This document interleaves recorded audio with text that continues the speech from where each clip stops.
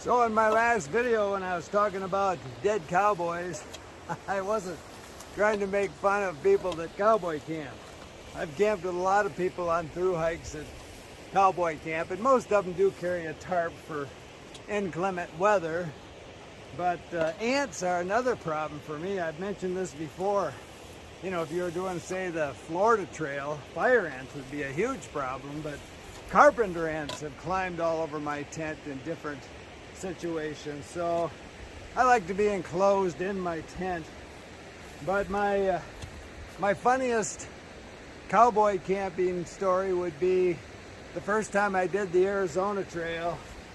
I came just below Manning Camp. Can't think of the name of it right now. There's another campground, and I wanted to get there so that I could go up and over the next day over that Sky Island at Manning Camp. And so I came in late, had a full moon, so I was using my headlamp, and when I got close to camp I thought there might be other people there, so I shut it off, and I found a big space with a log. So I went over and set my pack down. I just about sat on the log when I noticed it was a cowboy camper. And he didn't wake up at all. Thank goodness, he probably would have soiled himself.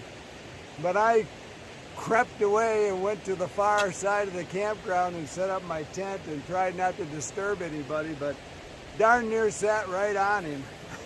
And then I did hike with another guy on that same trip, Grasshopper, and he was cowboy camping, and he, you know, he seemed to enjoy it. I don't even think he was carrying a tarp.